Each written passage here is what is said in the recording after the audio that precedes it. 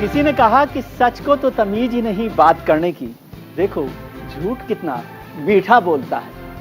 नमस्कार, मैं हूं विजय त्रिवेदी और आपने देखना शुरू कर दिया है हमारा खास शो सत्य की विजय, यानी सिर्फ सच। यहाँ ना किसी का एजेंडा है और ना ही हो हल्ला। 100% रिसर्च के आधार पर हम सिर्फ सच दिखाते हैं।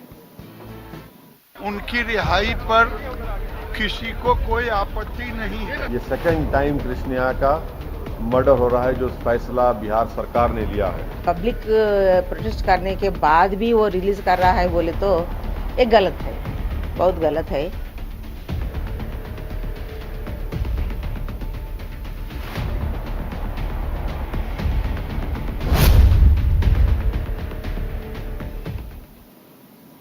राजनीति में बाहुबलियों का दबदबा कितना है ये किसी से छिपा नहीं है। सालों से कितने ही बाहुबली राजनीति में आए और उसी के होकर रह गए। उन्हीं बाहुबलियों के बीच एक नाम है दबंग और पूर्व सांसद आनंद मोहन सिंह का।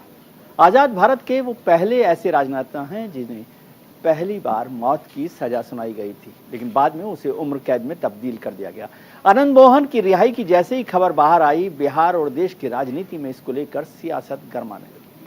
चलिए पहले आपको बताते हैं बाहुबली आनंद मोहन की रिहाई के मामले में अब तक का अपडेट क्या है। बिहार के बाहुबली नेता आनंद मोहन को 14 साल बाद जेल से रिहा कर दिया गया, जबकि उनको आजीवन उम्र कैद की सजा सुनाई गई थी। 1994 में गोपालगंज के डीएम यानी डिस्ट्रिक्ट मजिस्ट्रेट की हत्या के मामले में उन्हें उम्र कैद हुई थी। नीतीश सरकार ने जेल नियमावली को बदलने के बाद ये रिहाई हुई है। आपको बताएं कि नीतीश सरकार ने जेल नियमावली में एक बदलाव कर दिया था, उस बदलाव की वजह से उनको ये रिहाई मिल पाई। सरकारी कर्मचारी की ड्यूटी पर हत्या वाली लाइन नियमावली से हटाई गई। उसमें एक महत्वपूर्ण लाइन थी कि यदि सरकारी कर्मचारी की ऑन ड्यूटी ऑफिसर की यदि हत्या की जाए तो उस पर कड़ी कार्रवाई की जाए। पटना हाईकोर्ट में नीतीश सरकार के फैसले के खिलाफ जनहित याचिका दाखिल कर दी गई है। सामाजिक कार्यकर्ता अमर ज्योति की इस याचिका में बिहार सरकार की जेल मैनुअल में बदलाव के आदेश को निरस्त करने की मांग की गई है। याचिका में कहा गया है कि सरकार के फैसले से सरकारी सेवकों का यानी ऑफिशियल्स का मनोबल गिरेगा। पटना हाईकोर्ट इस याचिका पर जल्दी सुनवाई कर सकता है।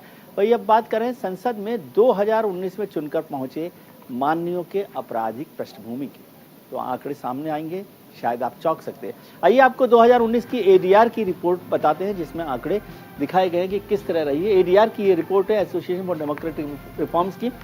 बताया गया कि कुल 539 सांसदों पर उन्होंने कहा 2019 में जो जीत कर आए सांसद उन पर एडीआर की रिपोर्ट के मुताबिक 233 यानी 43% एमपीज पर आपराधिक मुकदमे, 43% पर 233।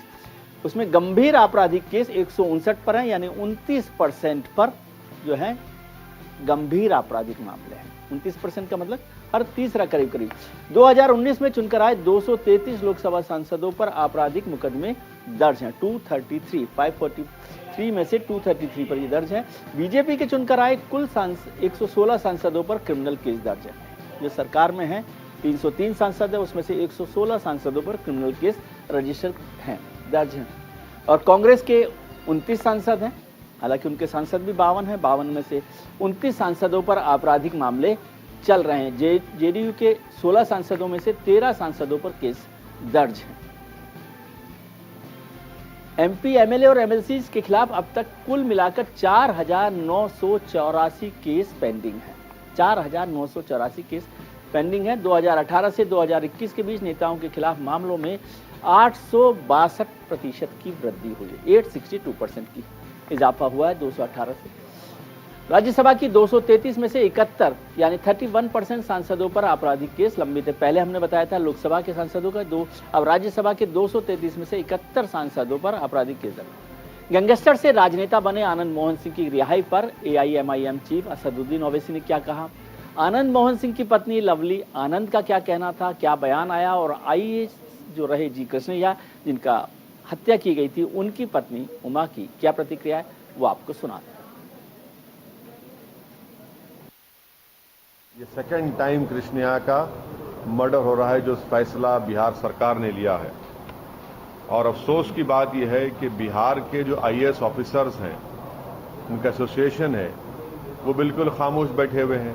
और जिस शख्स को एक आईएएस ऑफिसर की हत्या का कत्ल का इल्जाम है, उसके लिए आप जेल मैन्युअल को अमेंड करते हैं, प्रिजनर मैन्युअल को, और मर्डर ऑफ पब्लिक सर्वेंट के क्लॉज को निकालते हैं आप।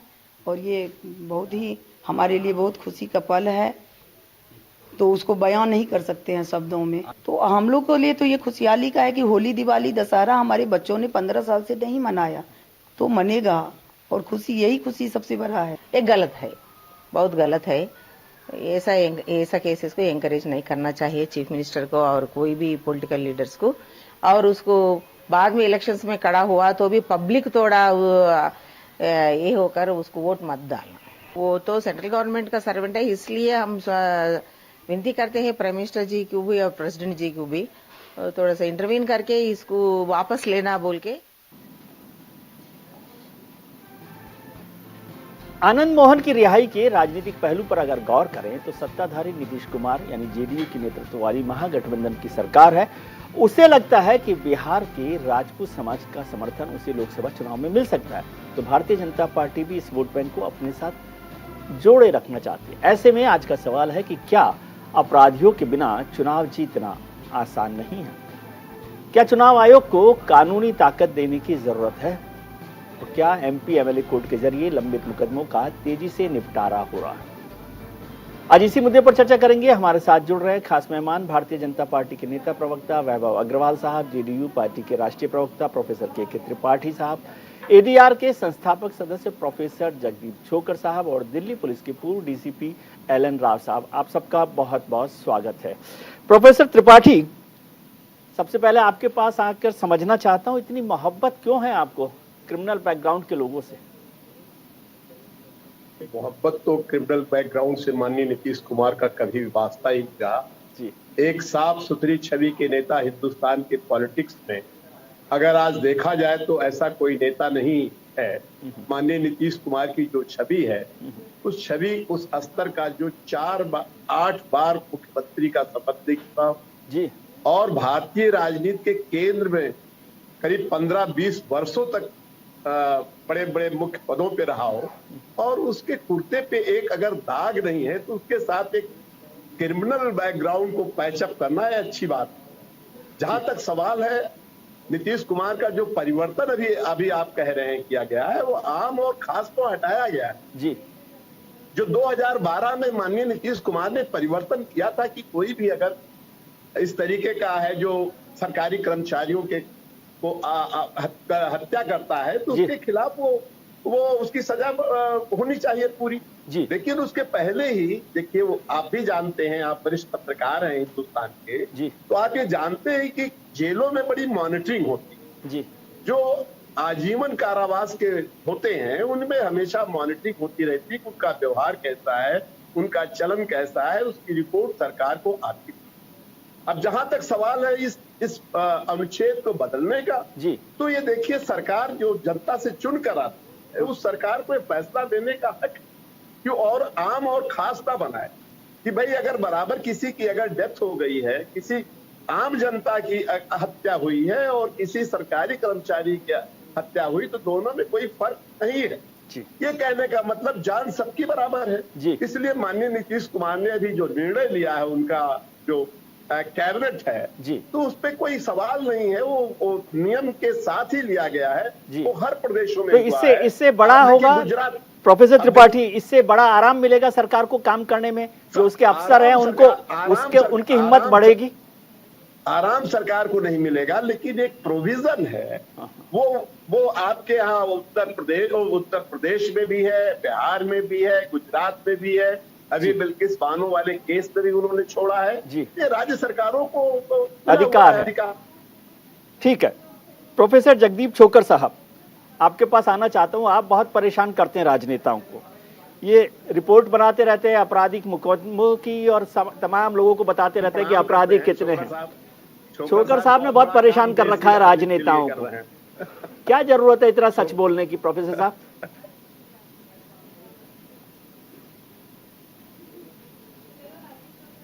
देखिए, सच बोलने की जरूरत तो खैर है कि नहीं है, वो सबको आपस में फैसला करना पड़ेगा जी। लेकिन सुप्रीम कोर्ट का एक फैसला है 2002 का जी। उसमें ये कहा गया था कि जो भी संसद या विधायक का चुनाव लड़ेगा उसको अपनी आपराधिक पृष्ठभूमि के बारे में एक शपथ पत्र देना होगा जी। उसमें लिखना होगा कि उनके खिलाफ कितने मुकदमे चल रहे हैं जी। तो हम उसी शपथ पत्र को लेके जी जनता को ये बताते हैं कि जो लोग चुनाव लड़ रहे हैं, जो हमारे प्रतिनिधि बनने के लिए इच्छुक हैं जी, उन्होंने अपने आप शपथ लेकर क्या लिखकर दिया है अपने बारे में। जी।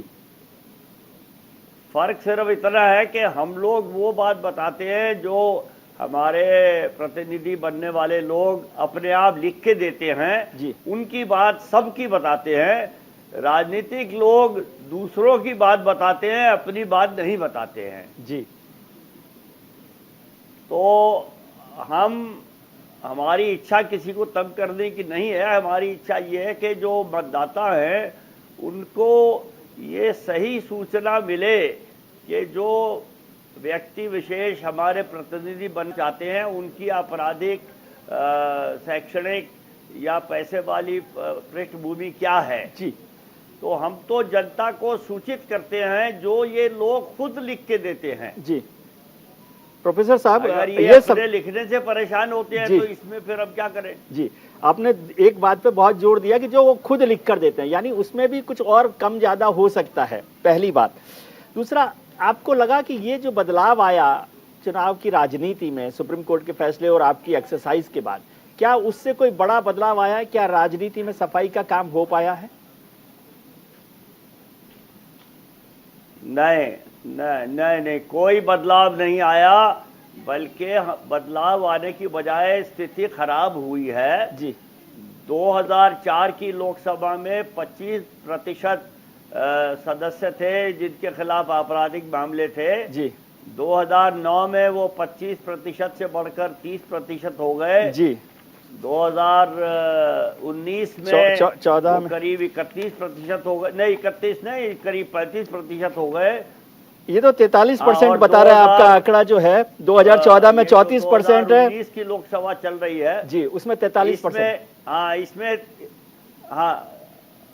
2019 में 43% है। जी। तो 2004 से आप 20 साल ले लीजिए, 20 साल में लगातार दिन दूनी रात चौगनी बढ़ोतरी हुई है। जी। तो हम तो अपना काम करने में कामयाब नहीं हैं जी, लेकिन राजनीतिक दल जो करना चाहते हैं उसमें कामयाब है पूरी तरह से। जी। एलन राव साहब हमारे साथ जुड़े हुए हैं, दिल्ली पुलिस के फॉर्मर डीसीपी हैं, बड़े दमदार ने पुलिस ऑफिसर्स की उनकी छवि है। राव साहब, जो आज का फैसला है, आपराधिक पृष्ठभूमि वाली तो बात करेंगे, लेकिन पहले स्पेसिफिक केस पर बात करते हैं कि जो जेल मैनुअल को बदला गया बिहार सरकार से और आनंद मोहन की रिहाई हुई, उसे आप किस तरह से देखते हैं? प्रोफेसर त्रिपाठी ने कहा कि सरकारों को हक है तो ठीक है, लेकिन क्या हक नैतिक है, जरूरी है, ठीक है? देखिए विजय जी, ये बहुत ही ज्वलंत आपने प्रश्न शुरू किया और आज की डिबेट में आपने ये सब बताया है। ये बहुत, मैं समझता हूँ, इम्पोर्टेंट है, पब्लिक को जानकारी होनी चाहिए इसकी। जी।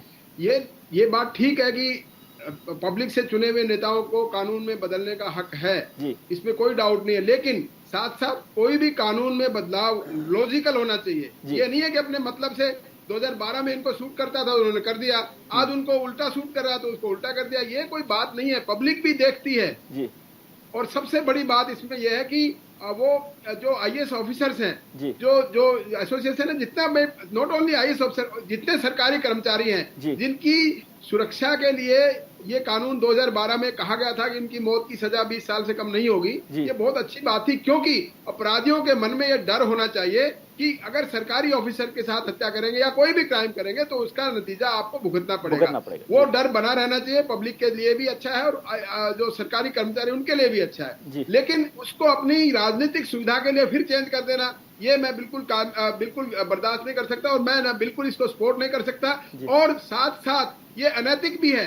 कानून में एक प्रावधान है कि कोई भी कानून की जो डिस्क्रिशनरी पावर है किसी की, या कोई कानून बनाने की पावर है, वो भी एक लॉजिकल होनी चाहिए। वो हमारे जो सिद्धांत है उनको लॉजिकली देख के करना चाहिए, पब्लिक के इंटरेस्ट में करना चाहिए, ये भी साथ है। ऐसा नहीं है कि राजनेताओं को जो अपना मर्जी से अपना चुनाव की सुविधा के लिए किसी को हटा दें, किसी को हटा दें, किसी प्रोविजन को। ये ठीक है, जेल मैनुअल में उसको प्रावधान को चेंज करना उनका राइट है, लेकिन वो भी एक लॉजिकल तरीके से, रेशनल तरीके से कहते हैं, बहुत ज्यादा मैं लीगल लैंग्वेज में जाऊंगा तो रेशनल तरीके से करना चाहिए। तो ये इनका जो बदलाव किया हुआ मैं नहीं समझता ठीक है। लेकिन एक बात और मैं बता दूं आपके चैनल के माध्यम से, आजकल जितनी भी राजनीतिक पार्टियां, जो आपने अभी आंकड़े दिए, बहुत सही आंकड़े आपने बताए हैं, किसी भी राजनीतिक पार्टी को किसी क्रिमिनल के साथ की जरूरत क्यों पड़ती है, मैं समझ नहीं पा रहा हूँ। क्रिमिनल्स को क्यों ये टिकटें देते हैं, किसी साफ छपी आदमी को क्यों नहीं उत्साहित करते? उसकी वजह भी बता देता हूँ मैं आपको साथ साथ। क्यों क्रिमिनल्स अपने तरीके से, अपने तौर तरीके से पैसा इकट्ठा करते हैं,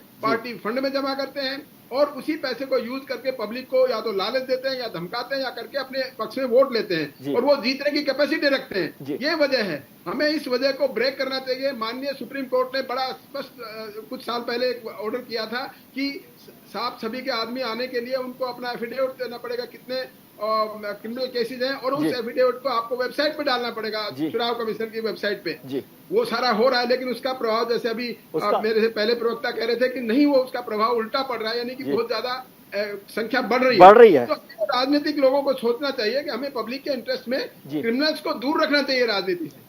बट वो कितना करने में सफल रहेंगे, वो देखने वाली बात है। पब्लिक को भी ये देखना चाहिए, वोटर्स पब्लिक को देखना चाहिए, क्रिमिनल्स को वोट ना दें, चाहे वो कितना भी लालच दें या धमकाएं। बिल्कुल इंडिपेंडेंट हमारी राजनीति वो है, संविधान में वोट देने का राइट है। पब्लिक को चाहिए कि वो ऐसे साफ छवि के लोगों को सामने लाने चाहिए। लेकिन एक और प्रॉब्लम है इसमें, साफ छवि के लोगों को टिकट नहीं देते हैं, उसमें क्रिमिनल्स को टिकट देते हैं, तो फिर क्या पब्लिक के साथ मजबूरी है, उन्हीं को चुनना पड़ेगा। ये हमारा विशेष सर्कल है, मैं कहता हूँ ये विशेष सर्कल है हमारा चुनाव संविधान। जी प्रोफेसर त्रिपाठी, मुझे कहा गया कि आप जो सब कुछ कह रहे हैं आपको तो मन से नहीं भाता है, लेकिन अब मजबूरी में सफाई देनी ही पड़ती है। राष्ट्रीय प्रवक्ता हैं आप जेडीयू के, आपको मन से ठीक लगता है कि जो कानून, जैसे राव साहब ने कहा कि आपको जब ठीक लगा तब आपने उसमें जोड़ दिया ऑफिसर्स का क्लॉज, जब ठीक नहीं लगा या दूसरी तरह से ठीक लगा तो आपने उसको हटा दिया।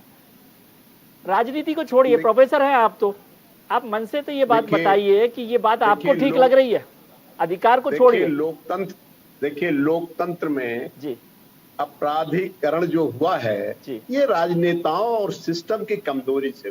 क्षमा करिएगा, माननीय छोकर साहब बैठे हुए हैं, ये जो सिस्टम कमजोर हुआ है, और उसके साथ ही साथ नेताओं का जो कमजोरीपन आया है कि उन्होंने सेवा की भावना ना हो करके और तमाम तरीके के चुनाव जीतने के हथकंडे जो अपनाए गए हैं, उसका ये नतीजा आया है कि आज आपने जो डाटा दिखाया है देश की राजनीति का, जो देश की सबसे बड़ी पंचायत है जहां से कानून बनता है, उस पे कहीं कहीं सभी पार्टियों के मिलकर के चिंतन करना। ये माननीय नीतीश कुमार का मुद्दा नहीं है। अगर देखा जाए तो बिहार में जो आप कह रहे हैं, मैं आपकी चैनल के माध्यम से बताना चाहता हूं कि माननीय नीतीश कुमार बड़े साफ छवि के हैं, और उनके कुर्ते पे कोई दाग नहीं है। आज तक की लंबे 50 वर्षों के राजनीतिक जीवन काल में उनके कुर्ते पे उनके ना तो फैक्ट्री है, न कोई परिवारवाद है, न कोई और समस्या है, न कोई जाति का है, न कोई बिरादरी का है। वो बड़ा स्वच्छ प्रशासन का काम करते हैं, इसलिए उनको एक सुशासन बाबू का नाम। सर, दाग तो फैसलों से लगते हैं ना प्रोफेसर त्रिपाठी। मैं इसको दूसरा तरीके से आपसे समझना चाहता हूँ कि क्या इसकी वजह। प्रोफेसर त्रिपाठी, एक छोटा सा सवाल आपसे, एक छोटा सा सवाल आपसे मैं चाहता हूं। मैंडेट न होता तो ये 8 बार माननीय मुख्यमंत्री का शपथ थोड़ी लेते। वो ठीक है, वो हमारा वो राव साहब ने कहा है कि एक विशेष सर्कल है, लेकिन मैं ये समझना चाहता हूँ प्रोफेसर त्रिपाठी, राजनीति से अपराधीकरण का सफाया होना चाहिए इस पे इलेक्शन कमीशन को और भारतीय राजनीति पे कानून बनना चाहिए कि भाई ऐसे लोगों को जो टेंटेड है, जो अपराध में लिप्त हैं, उनको राजनीति से लड़ाने का अधिकार खत्म होना चाहिए। ये मैं इसके लिए पक्ष में हूं। ठीक है प्रोफेसर त्रिपाठी, आपने बहुत अच्छी बात कही, लेकिन ये गले में घंटी कौन बांधेगा बिल्ली के? ठीक है। और दूसरी बात मैं आपसे समझना चाहता हूँ, आपसे जो मेरी शिकायत है प्रोफेसर त्रिपाठी, सबसे बड़ा इलेक्शन कमीशन है जी, जो छोकर साहब बैठे हुए हैं, जिसपे वो परसों से काम करते चले आ रहे हैं, उनकी जो डाटाज आती हैं उस पे इलेक्शन कमीशन ना तो देख रहा है, ना तो पार्लियामेंट देख रहा है, ना तो कानून मंत्री देख रहे हैं, ना तो देश की सबसे बड़ी जो न्याय है, जो चीफ जस्टिस है, उस पे नहीं ध्यान दे रहे हैं। तो इस पे एक सवाल है, सभी जितने भी दल हैं उनको सबको अपने गिरेबान में झांक कर देखना होगा कि ऐसे अपराधियों को बाहर किया। प्रोफेसर छोकर के पास आऊं, लेकिन मैं एक बात और समझना चाहता हूं त्रिपाठी जी आपसे। प्रोफेसर साहब, जो आपने बात की वो सब ठीक है, लेकिन इसमें एक जो माइनस पॉइंट है वो ये है कि जो लोग बोल सकते हैं, जैसे प्रोफेसर त्रिपाठी हैं, उनकी इमेज है कि वो एक ईमानदार बेहतर छवि वाले लोगों में से, वो वक्त पर नहीं बोलते।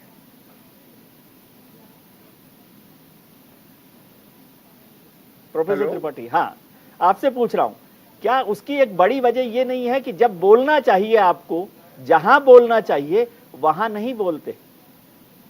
नहीं, देखिए जो माननीय नीतीश कुमार का जो फैसला है वो सही समय पे आया। जो आम और खास के बीच जो अंतर था उसको उन्होंने खत्म किया है जी। और वो वहां का अंतर पैदा किसने किया था त्रिपाठी जी? अंतर किसने पैदा किया था? देखिए ये उस समय की परिस्थितियां थी। वही बात हो गई, ठीक है, मैं समझता हूं आपकी बात को। प्रोफेसर छोकर, ये जो आप एक्सरसाइज कर रहे हैं, मैं देख रहा हूं, सब लोग देख रहे हैं, त्रिपाठी जी भी इस बात की तारीफ कर रहे हैं आपकी। अब 25 साल से 30 साल से आप लगातार लगे हुए हैं, ये क्यों नहीं हो रहा? और ये मुझे लगता है कि आप ऐसे कदम पर कर रहे हैं कि कह रहे हैं बिल्ली को कि अपने गले में घंटी खुद बांध लीजिए। ऐसा संभव है क्या?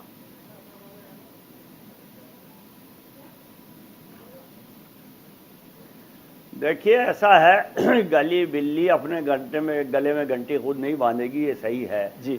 लेकिन हमने कम से कम 5-6 दफा, अभी त्रिपाठी जी ने कहा कि न्यायपालिका भी इसको नहीं देख रही है जी, हमने सुप्रीम कोर्ट में कम से कम 5-6 दफा ये गुहार लगाई है कि ऐसे लोग जिनके ऊपर 1 साल से ज्यादा से मुकदमे हैं, जिनमें 2 साल या 5 साल से ज्यादा की सजा का प्रावधान है और जिनमें चार्जेस फ्रेम हो चुके हैं, उन पे चुनाव ना लड़ने का कानून बनना चाहिए जी। लेकिन सुप्रीम कोर्ट ये कहता है कि कानून बनाने का अधिकार उनको नहीं है जी, वो सिर्फ संसद को है जी। और जहां तक संसद का सवाल है, हर राजनीतिक पार्टी ये कहती है कि ऐसा कानून बनना चाहिए, लेकिन कोई भी पार्टी ऐसा कानून बनाने का प्रपोजल पार्लियामेंट में रखने के लिए तैयार नहीं है जी।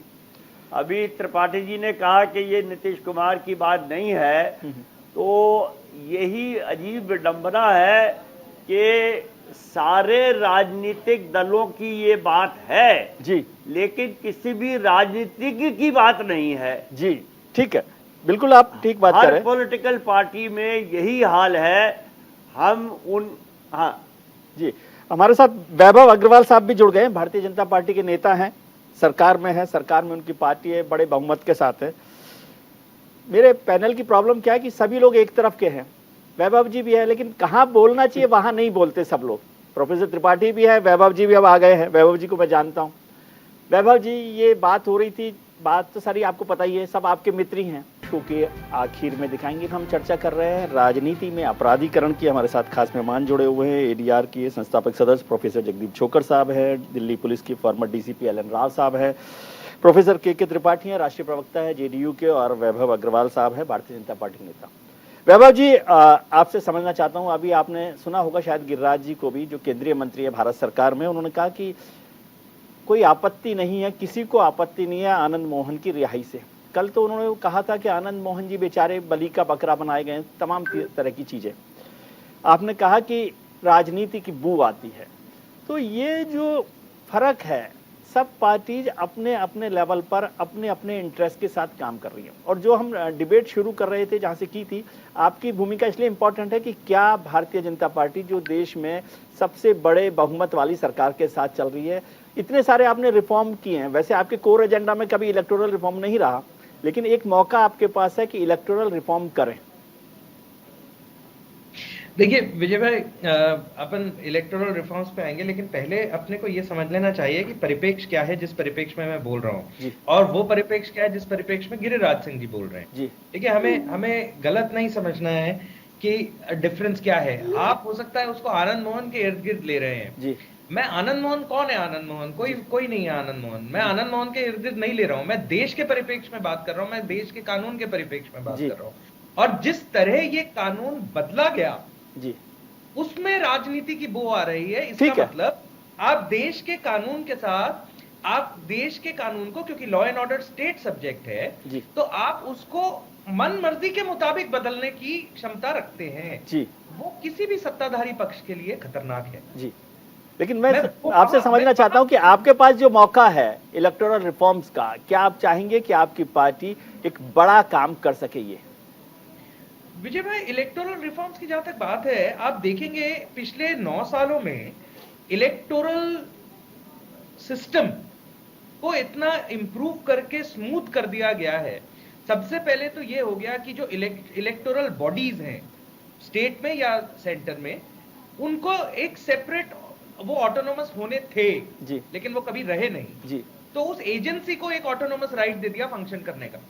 आज की तारीख में वो एजेंसी कभी भी कहीं भी किसी भी नेता को, चाहे सत्तारूढ़ पार्टी हो चाहे असत्तारूढ़ पार्टी हो, दोनों पार्टियों के नेताओं को धरती है। तो इसमें कोई दिक्कत नहीं है। ऑब्जेक्शन दोनों पार्टियों के नेताओं पे लगता है, दोनों पार्टियों पे लगता है, सारी पार्टियों पे लगता है, सत्तारूढ़ और नॉट सत्तारूढ़, उससे कोई फर्क नहीं है। तो देखिए, सबसे बड़ा रिफॉर्म तो ये था कि जो काम जिसको करना है उसको खुला हाथ दिया, सबसे बड़ा काम। दूसरा काम आपकी ईवीएम्स हैं, आपने एक इंक्लूजन की स्पिरिट ली। तीसरा काम, आपने इलेक्टोरल रिफॉर्म्स में लोगों को इंक्लूसिव किया। आज की तारीख में जितने वोटर कार्ड बने हैं, आधार कार्ड बने हैं और सब लिंक हुए एक दूसरे में, छटनी हुई है, तो अपने को वोटर स्ट्रीमलाइनिंग होती है, वो हुई है इलेक्टोरल रिफॉर्म में। तो ये बहुत बड़े बड़े रिफॉर्म सर, ये दो जो बड़ी चीज है, नहीं, दो बड़ी चीज है, आपने कहा वो ठीक है, वैसे तो बहुत पहले से चल रहा है कि क्या क्या रिफॉर्म हुए हैं, बहुत सारी चीजें हुई हैं, बहुत सारी ताकत भी मिली है, और चुनाव आयोग एक जमाने में बहुत ताकतवर रहा भी है। ऐसा नहीं है कि वो केवल भारतीय जनता पार्टी, हाँ, सेशन के टाइम भी ठीक है। लेकिन मैं सभी को कह रहा हूँ जी, मैं कह रहा हूँ दो बड़ी जो गड़बड़ है वो है मनी पावर और मसल पावर। आप समझते हैं इस बात को, है ना? और दोनों में वोटर पर ये डाल देना जिम्मेदारी कि भाई वही चुन रहे हैं। चुन क्या रहे हैं? वो तो वैभव साहब जिस पर टिक कर देते हैं उसी में से तो किसी को चुनना होगा। त्रिपाठी जी ने चुना है, वैभव जी ने चुना है, उसी में से तो मुझे एक को चुनना है। करेक्ट। लेकिन वो मसल पावर और मनी पावर नहीं हुई, वो हुई इन्फ्लुएंस। जी, आज की तारीख में आप उत्तर प्रदेश का एग्जाम्पल ले लें, मध्य प्रदेश का एग्जाम्पल ले लें, कर्नाटका का एग्जाम्पल ले लें, कहाँ है सारे बाहुबली? जी, कौन से बिल में बैठे हैं? सर, अभी तो आपने फिगर नहीं देखा है। अभी हमने बताया, जो चोकर साहब ने भी बताया कि 43% एमपीज हैं जिन पर क्रिमिनल केसेज हैं, और बीजेपी के 116 हैं उसमें। मैं बीजेपी स्पेसिफिक नहीं कह रहा क्योंकि सब पार्टी में है। मैं विजय भाई चोकर साहब की बात को ही आगे ले जाते हुए मैं एक बात और बोलूंगा इसके ऊपर कि क्या होता है, हमारे भारत का कानून इस प्रकार का कानून है, और कमिश्नर साहब बैठे हैं, वो कमेंट कर सकते हैं इसके ऊपर, राव साहब चाहें तो। हमारे देश में जब एक एफआईआर रजिस्टर होती है, पहले तो वो होती ही नहीं थी, अभी भाजपा आने के बाद एटलीस्ट एफआईआर रजिस्ट्रेशन या तो ऑनलाइन हो रहा है काफी प्रदेशों में, या एटलीस्ट बेधड़क हो रही है। तो जरूरत से ज्यादा हो रही है, जिन पर नहीं होनी चाहिए उन पर भी हो रही है। तो दिस इज गुड, ठीक है। तो उसके एटलीस्ट एफआईआर पे नहीं है, लेकिन कानून इस तरह का है भारत में कि जो जिसके साथ होना होता है वो एफआईआर के समय हो जाता है। जितनी हैरेसमेंट होनी होती है वो एफआईआर के समय हो जाती है, जितना अरेस्ट होना होता है, नहीं होना होता, वो सब तो जो होना होता है ना वो एफआईआर के समय हो जाता है। उसके बाद तो ट्रायल चलता रहता है 10-10 साल 20-20 साल, कभी कभी पता नहीं निमट भी जाते हैं ट्रायल चलते चलते, ठीक है ना? तो क्या होता है कि हमारे देश के कानून में आप एक जगह रिफॉर्म करोगे ना, 4 और खड़े हो जाएंगे। तो ये क्या एक होलिस्टिक रिफॉर्म है, और मेरे ख्याल से यूनिफॉर्म सिविल कोड ऑलरेडी इसके बारे में बात कर रहा है। ड्राफ्ट अगर मैं दरखास्त करूं, चोकर साहब ने तो पढ़ा होगा, बट मैं दरखास्त करूंगा कि हम लोग, राव साहब ने और मैंने दोनों ने साथ पढ़ा है यूसीसी। ठीक है, तो यूसीसी तो अलग चीज है सर, उस पर चर्चा करेंगे। राव साहब, वैभव साहब, मैं चोकर साहब के पास जाऊं, लेकिन आपका जिक्र कर दिया वैभव जी ने कि असली अपराधी तो आप हैं, पुलिस ही अपराधी है। नहीं, पुलिस अपराधी नहीं है। मैं बड़ा स्पष्ट कर दूं, वैभव साहब को बड़ा डिटेल में सुना मैंने, और जो इन्होंने कहा कि पॉलिटिकल बू आ रही है, मैं कहता हूं इसमें पॉलिटिकल बदबू आ रही है। बू और बदबू में बहुत फर्क है। तो ये दूसरी बात, पुलिस अपराधी इसलिए नहीं है, पुलिस के पास तो जो कोई रिपोर्ट लिखाना आएगा उसकी रिपोर्ट लिखेंगे, लेकिन माननीय सुप्रीम कोर्ट ने 2017 में बड़ा क्लियर कर दिया था कि जो अपराधी प्रवृत्ति के आदमी है, देखिए एफआईआर दर्ज होना और उसके बाद चार्जशीट फ्रेम होकर कॉग्निजेंस लेना और उसके अंदर चार्ज फ्रेम होना, इन सब चीजों में फर्क है। खाली एफआईआर किसी पॉलिटिकल मोटिव से किसी के खिलाफ दर्ज करा दी, उसका ये छवि बिगाड़ने के लिए इसके खिलाफ एफआईआर है, उससे कोई मतलब नहीं है। मतलब है कि जो आदमी इन्वेस्टिगेशन के बाद सच्चाई आ जाएगी, आदमी वास्तव में अपराधी है, उसके खिलाफ चार्जशीट फाइल हो जाए और कोर्ट कॉग्निजेंस लेकर उसके चार्जेस फ्रेम कर दे, उन लोगों को रोकना चाहिए। और खासतौर से उनमें भी किस प्रकार की कैटेगरी हो, क्राइम की भी कैटेगरी है। मान लो पॉलिटिकली मोटिवेटेड होकर कोई ऐसा छोटा मोटा अपराध वो लिख दिया, उसको भी मैं समझता हूँ कि नहीं करना चाहिए। ये पॉलिटिक्स में आपस में एक दूसरे की छवि बिगाड़ने के लिए करते रहते हैं, लेकिन जो बिल्कुल हीनियस क्राइम है, जघन्य अपराध है, जिनको बॉडी और पर्सन से रिलेटेड है, मारपीट का है, किसी को मार दिया, मारने की धमकी दी है, एक्सटोर्शन कर दिया और उस प्रकार से ऐसे करते, उन क्राइम्स को डेफिनेटली क्लियर करना चाहिए। और मैं एक और बात बता दूं, जैसे आपने एक क्वेश्चन किया, उसका जवाब किसी ने नहीं दिया, मैं दे देता हूं। आपने कहा बिल्ली की घंटी में, बिल्ली गले में कौन बांधेगा? डेफिनेटली जो सरकार चुनकर आई है, मैं समझता हूं ये सरकार अगर पॉलिटिक्स इसमें इलेक्शन रिफॉर्म में सबसे इंपॉर्टेंट पॉइंट ये है कि क्रिमिनल केसेस में जिनके खिलाफ चार्जशीट फाइल होगी है, उसको कोई भी इलेक्शन लड़ने का राइट नहीं होना चाहिए, ये कभी नहीं होना चाहिए। ये कर देंगे तो मैं समझता हूँ ये सरकार बहुत बड़ा काम कर देगी। दूसरी बात, इस सरकार ने और पहले भी इन्होंने ये किया हुआ है कि एमपी एमएलए की कोर्ट अलग से स्पेशलाइज बनाई है, और नो डाउट ये बहुत लंबे टाइम तक केसेस चलते थे, लेकिन अब धीरे धीरे करके इतनी स्पीडी ट्रायल हो रही है, बहुत से केस बड़ी फास्ट तरीके से डिसाइड हो रहे हैं, चाहे वो सजा हो रहे हैं चाहे बरी हो रहे हैं। हर स्टेट में ये बन गया है, ये बहुत अच्छी बात है।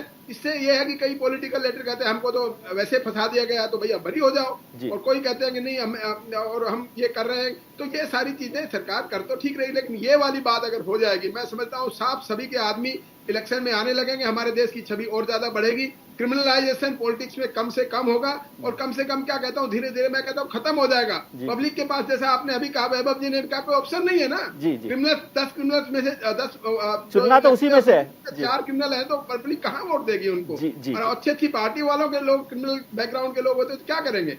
मान लो बीजेपी के आदमी हो या कोई और भी, मैं पार्टी की किसी के नाम ले रहा, मैं पार्टी सब बराबर है सर, मैं बड़ा इंडिपेंडेंटली ये बात कर रहा हूँ कि मान लो किसी भी पार्टी का आदमी, साफ छवि का आदमी है, उसको वोट इसलिए भी नहीं मिलेंगे कि वो बहुत ज्यादा पावरफुल नहीं है, बहुत ज्यादा ईमानदार आदमी को चुनने की आने की जरूरत है। पब्लिक चाहती है ईमानदार आए, लेकिन ईमानदारों को टिकट मिलना चाहिए, ईमानदार कैंडिडेट बनने चाहिए। लेकिन जब साफ छवि के आदमी कैंडिडेट नहीं बनेंगे और दूसरी क्रिमिनल बैकग्राउंड के लोग बनेंगे, तो पब्लिक के पास तो मजबूरी है ना। आपने भी कहा कि कहाँ जाएगा वोट देने के लिए? जो सबसे खराब आदमी होगा, सबसे खराब उसको नहीं देंगे, जो कम खराब होगा उसको वोट देंगे, यही ऑप्शन है। लेकिन खराब तो आ गया ना फिर। ठीक है, ये हमें चाहिए कि हमारी सरकारों को, सभी को, और तो इस केस में जैसा हुआ है कि वैसे अपने तरीके से हालात के हिसाब से मोल्ड करके किसी कानून को बनाना और अपने पावर को इस्तेमाल करना कि हम तो जनप्रतिनिधि हैं, हम अपना पावर है हमारे पास, तो हम कुछ भी चेंज कर सकते हैं, वो नहीं होना चाहिए।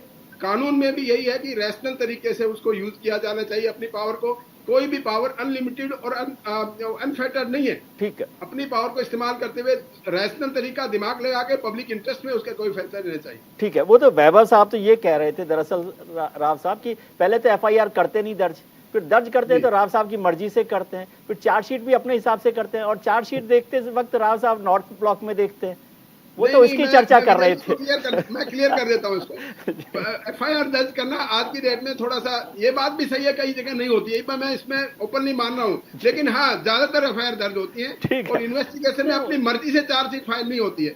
चार्जशीट तभी फाइल होगी जब इन्वेस्टिगेशन के दौरान एविडेंस कलेक्ट हो जाएगी। एविडेंस बहुत जरूरी है। झूठी चार्जशीट बिना एविडेंस के फाइल करेंगे, कोर्ट धक्के मारेगी और जो आईओ इन्वेस्टिगेटिंग ऑफिसर के खिलाफ स्ट्रक्चर्स पास करेगी। तो कोई भी इन्वेस्टिगेटिंग ऑफिसर अपनी नौकरी को दांव पे नहीं लगाएगा। बिना एविडेंस के चार्जशीट फाइल नहीं होगी। चार्जशीट फाइल तभी होगी जब सबूत होंगे, सबूत भी अच्छे सबूत होंगे। सर मैं आपको सैल्यूट करता हूँ और आप पर सदके जाने का मन करता है। बाकी आपको पता है कि सबूत भी आप ही को इकट्ठा करने, कब करने कब नहीं करने इन्वेस्टिगेटिंग ऑफिसर को।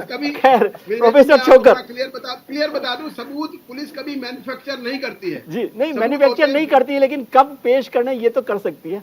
प्रोफेसर छोकर जो कंप्लेनेंट है वो कहेगा ये सबूत है मेरे पास। ठीक है प्रोफेसर छोकर, क्या रास्ता है? ठीक है सर, साइंटिफिक एविडेंस का सबूत। सर मैं मजाक में आपसे बात कर रहा था कि जो चल रहा है उसकी बात है। प्रोफेसर छोकर, कैसे ठीक होगा? आपकी एक्सरसाइज बहुत हद तक आगे आ गई है, कुछ ट्रांसपेरेंसी बनी भी है, लेकिन क्या रास्ता हो सकता है? क्या लगता है आपको कि कैसे करेंगे हम?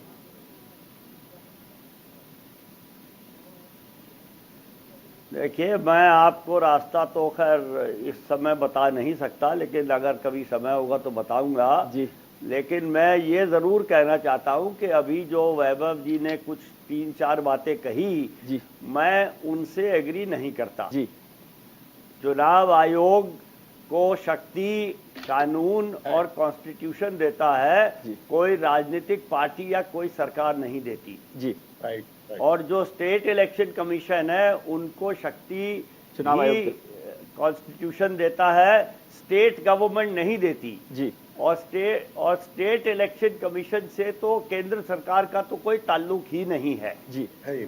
दूसरी बात जो ये हुआ, उन्होंने 3 बातें कही थी, पहली ये थी, दूसरी मैं भूल रहा हूं, लेकिन वहां उन्होंने कहा कि अरे मैं फिर भूल जा रहा हूं। एनीवे, जो भी उन्होंने कहा कि सरकार ये बड़े बड़े काम किए हैं जी, ऐसे मेरे ख्याल में कोई काम नहीं है। ईवीएम भी पहले से चल रहे थे और ईवीएम के साथ सॉरी जी बिल्कुल ठीक बात है। इलेक्टोरल रिफॉर्म पर वो कुछ बात कर रहे थे ईवीएम को लेकर और ये सब बातों, ठीक है।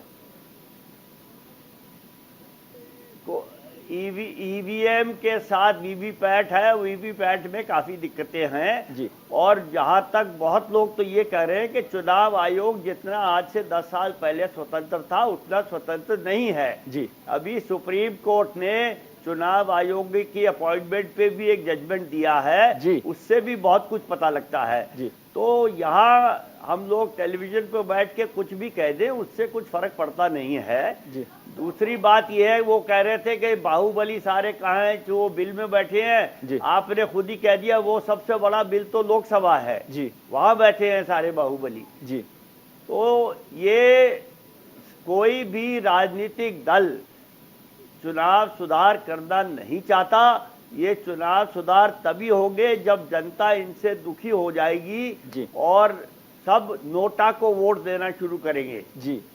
वो होना मेरी जिंदगी में तो नहीं पॉसिबल है जी। लेकिन वही तरीका बचता है कि जनता को अपने हाथ में राजनीति लेनी पड़ेगी राजनीतिज्ञों से जी। जब तक कोई भी राजनीतिक दल अपने आप को आरटीआई के दायरे में नहीं लाना चाहता, हालांकि केंद्रीय सूचना आयोग ने ये फैसला दिया हुआ है, 6 साल हो गए, 7 साल हो गए, कोई चुनावी दल अपने आप को आंतरिक रूप पे लोकतांत्रिक नहीं करना चाहता। लोग ये जितने हमारे पॉलिटिकल पार्टियां हैं ये सब प्राइवेट कंपनियों की तरह काम करती हैं। इनको लोकतांत्रिक रूप में काम करना पड़ेगा। जब तक वो नहीं होगा मेरे ख्याल में तो कुछ नहीं होने वाला है। जी प्रोफेसर, वैसे मैं आपको थोड़ा सा करेक्ट कर दूं, अभी आपकी जिंदगी बहुत लंबी है और आप ही के रहते हुए ये सब कुछ काम होगा क्योंकि आप बड़े लड़ने वाले लोगों में से हैं। हमारी शुभकामनाएं भी है और हमारी उम्मीद भी है आपके साथ। प्रोफेसर त्रिपाठी, आप जैसे लोग बैठे हुए हैं, वैभव जी जैसे लोग बैठे हुए हैं, तो थोड़ी सी उम्मीद तो जगती है। ये उम्मीद को भरोसे में क्यों नहीं बदलते आप? देखिए, वैभव जी के सवालों का जवाब ये है कि लगभग 9 वर्षों से देश की सत्ता में है जी, और एक बहुत बड़ा रिफॉर्म जो इलेक्शन में होना चाहिए जी, और इलेक्शन कमीशन को जो पावर है, माननीय छोकर जी ने जो बात कही जी कि वो सारे पावर इंटैक्ट है जी, उस पे किसी जनता का अधिकार नहीं है, किसी का नहीं है, स्वतंत्र एजेंसी है। उसको निर्णय लेने के लिए करना चाहिए कि जो लोग टेंटेड हैं 1 साल 2 साल या 3 साल पे, जिनके ऊपर चार्जशीटेड हैं, उनको चुनाव लड़ने से की मनाही कर देनी चाहिए जी। दूसरा सवाल जहां तक आपने कहा मनी का जी, तो मैं आपके चैनल के माध्यम से आज कहना चाहता हूं कि हिंदुस्तान में आप देख रहे हैं किस तरीके से एमपी एमएलए जो आपका दिया जा रहा है, फंड्स दिए जा रहे हैं, उसमें 40% तक तो होती है। मैं 2 बार चुनाव हार चुका हूं जी। मैं आपके चैनल के माध्यम से बताना चाहता हूं, जॉर्ज फर्नांडीज ने मुझे टिकट दिया था, लेकिन मैं इन्हीं चक्करों में, चूंकि मनी और मसल का जो चक्कर है, उस पे अच्छे आदमी की कहीं गुंजाइश नहीं, जो लड़ करके मैं स्वयं देख चुका हूँ। जी, यही तो मैं कह रहा था कि हमारे पैनलिस्ट सब गलत लोग आ गए हैं। आज ये जो सवाल आपने उठाया है बड़ा मौलिक सवाल हिंदुस्तान की राजनीति में जी। इसको हर पार्टी को अपने गरेबान में झांक करके देखना चाहिए कि कम से कम हम ऐसे लोगों को हटाएं। अब बताइए 5 करोड़ का आपने दे दिया, 5 करोड़ का कमीशन क्या होता है जी। मेरी एक किताब भी आई है, मैंने समाजवाद की क्या प्रासंगिकता है आज के युग में। तो ये सवाल जब तक आप इक्वलिटी पे लड़ाई नहीं लड़ाएंगे तब कैसे लड़ाई? ये तो लड़ाई तो लोकतंत्र तो धीरे धीरे खत्म होता जा रहा है ना जी। बाहुबलियों के हाथ में चला जा रहा है, धन्ना सेठों के हाथ में चला जा रहा है। इस तरीके से तो लोकतंत्र तो खत्म हो जाएगा हिंदुस्तान का। और ये बड़ा मौका है, मैं तो कहता हूँ 2/3 मेजॉरिटी इस समय है जी। भारत में अगर संसद में देखा जाए तो भारतीय जनता की पार्टी के पास पूरी मेजॉरिटी है जी। और स्टेट में भी मेजॉरिटी है। अगर इनका मनसा साफ हो, इनका दिल साफ हो तो चुनाव सुधार बहुत अच्छे ढंग से किया जा सकता है और हिंदुस्तान की जनता इनको याद रखेगी। और ये आप इसमें एक बात जोड़ दीजिए ना प्रोफेसर त्रिपाठी, एक बात जोड़ दीजिए कि यदि ये ऐसा करते हैं तो आपकी पार्टी तो साथ देगी कम से कम।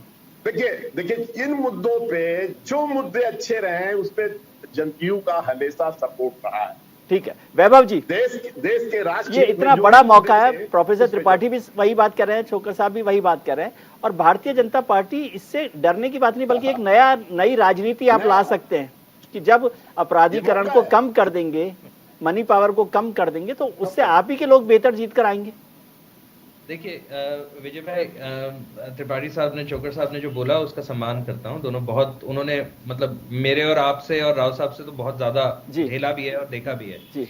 लेकिन मैं आपको एक बात बताऊं कि मैं उनका ध्यान आकर्षित करना चाहूंगा कि भारत का संविधान जो है वो केंद्र में या प्रदेश में सत्तारूढ़ पार्टी को पूर्ण अधिकार देता है लूप होल्स से जी, है ना, छेद करने के लिए। तो यदि किसी ऑटोनोमस बॉडी में अधिकार है, तभी तो सुप्रीम कोर्ट ने बोला था caged bureau of investigation Congress के समय yes. है ना, अगर पावर संविधान देता है और सरकार नहीं देती तो फिर तो बात ही क्या है, मतलब सरकार किस लिए बैठी है भाई साहब जी, है ना। तो अपन देखो, अपन असलियत से दूर नहीं जा सकते जी, है ना। अगर भूगोल गोल घूमता है तो उसके एक्सेस से दूर नहीं घूम सकता, वो बीच में ही घूमेगा ऐसे, है ना। तो अपने को एक तो ये देखना है। दूसरा, अपन इलेक्टोरल रिफॉर्म्स की बात जिस पॉइंट पे अपन कर रहे हैं वहां पे एक चीज कानूनन ध्यान लानी पड़ेगी, नॉट गिल्टी अनलेस प्रूवन। तो जब तक ट्रायल चल रहा है ना तब तक वो नॉट गिल्टी है ना। तो अपने को क्या है इसके अंदर बहुत ये मैंने तो बनाया नहीं है। देखिए वैभव साहब, नहीं वो मना नहीं कर रहे हैं वैभव साहब, नेतृत्व लीडरशिप और पॉलिटिक्स का मतलब होता है कभी कभी हिम्मत भरे फैसले करना। तो हमने क्या किया, तो हमारी सरकार ने नरेंद्र भाई मोदी की अगुवाई में सरकार ने क्या किया, सरकार ने ईडी को खुला हाथ दिया, सीबीआई को खुला हाथ दिया, इनकम टैक्स को खुला हाथ दिया, है ना। तो अभी मेरे प्रश्न पे प्रश्न उठाया गया था, मेरे पॉइंट पे प्रश्न उठाया गया था कि बाहुबली कहां है। बाहुबली संसद में नहीं बैठे हैं, क्यों? क्योंकि इनकम टैक्स, मनी पावर, ठीक है, खुला हाथ है। ईडी जो मनी लॉन्ड्रिंग है उस पे, और सीबीआई जो क्राइम है उस पे। कितने नेता पीछे 10 साल में अंदर चले गए, ठीक है ना। कितने नेता अपनी सीटें छोड़ के भाग गए या इलेक्शन लड़ने से मना कर दिया, है ना। रेड्डी ब्रदर्स को अपन मानते थे, वो कहां है ना। तो बहुत मैं तो एक परिपेक्ष की बात करता हूं। ठीक है। तो आपको नाक ऐसे पकड़नी है। कई बार क्या होता है, राजनीतिक मजबूरियां होती हैं, ऐसे नहीं पकड़ सकते तो अपन ऐसे पकड़ लेते हैं, तो कोई दिक्कत नहीं है। ठीक है, उसका है ना, काम होना चाहिए। तो जहां तक और मैं ध्यान आकर्षित करना चाहूंगा कि ठीक है, एडीआर ये कहता है और आज से नहीं कह रहा है, 2000 एडीआर की ये जो पार्लियामेंट्री रिपोर्ट है, ये हर केंद्र इलेक्शन से आती है पहले। हाँ, ये जब से कह रहा है एडीआर, बहुत बढ़िया कह रहा है, और मेरा सलाम है उनको कि वो एटलीस्ट इतनी बात तो करते हैं कि कोई बोलने के लायक रहता है कि यार इतने। लेकिन उसके परिप्रेक्ष्य में हमें देखना चाहिए कि कभी भी राजनीतिक हलकों में एक दूसरे के ऊपर छीटाकशी के चक्कर में कई गलत तरीकों से कानून का गलत इस्तेमाल भी होता है, और कई कोर्ट की डिसीजन पे आई हैं, कई साइटेशन वो बात ठीक है। लेकिन एक बेसिक बात पर चर्चा हो रही है कि उसको ठीक कर सके। बाकी आपने इन्वेस्टिगेटिंग एजेंसीज का क्या, वो अच्छा काम कर रही है, बस उसका जीपीएस ठीक करवाने की जरूरत है। प्रोफेसर साहब, जगदीप साहब जी, शोकर साहब, आपका फाइनल कमेंट। क्योंकि 43% है सांसद में साहब, 43%। ठीक है प्रोफेसर चोकर, फाइनल कमेंट आपके जी।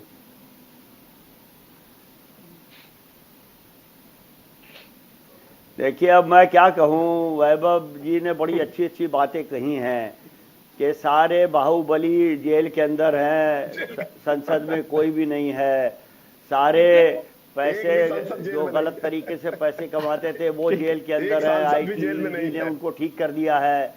लेकिन अब मैं क्या कहूँ कि एक ए से नाम शुरू होता है वो भी है, उसके बारे में पता नहीं क्या हो रहा है।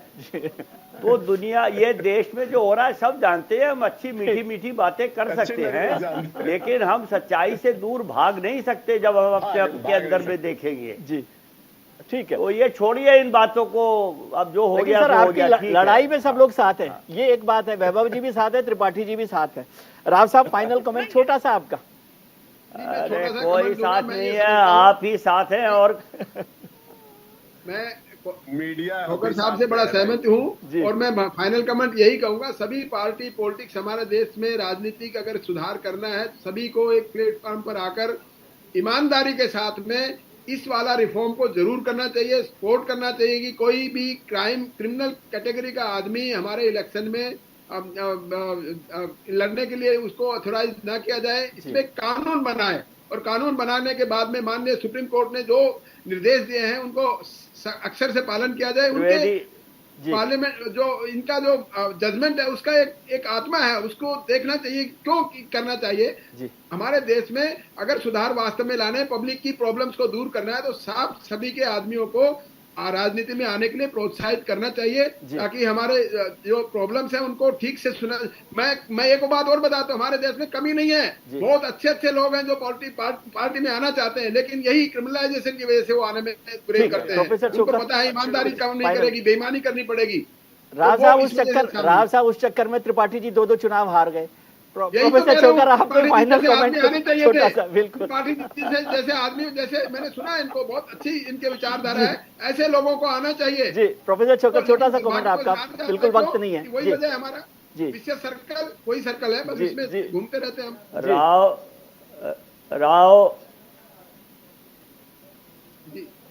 राव साहब ये कह रहे हैं अगर सारे राजनीतिक दल ईमानदारी से काम करेंगे तो ये हो जाएगा। मैं कह रहा हूं जिस दिन एक राजनीतिक दल भी ईमानदारी से काम करेगा तो फिर सब लोग एडीआर को बंद कर देंगे। चलिए, बहुत बहुत शुक्रिया आपका, फिर भी चर्चा बेहतर हुई और चर्चा होने लगी है, ये भी एक अच्छी बात है। वैभव जी आपका बहुत शुक्रिया, त्रिपाठी साहब आपका, चोकर साहब आपका, और राव साहब आपका बहुत शुक्रिया कि आपने वक्त निकाला। आज हमने शो की शुरुआत में आपसे एक सवाल पूछा था कि क्या अपराधियों के बिना चुनाव जीतना आसान नहीं है।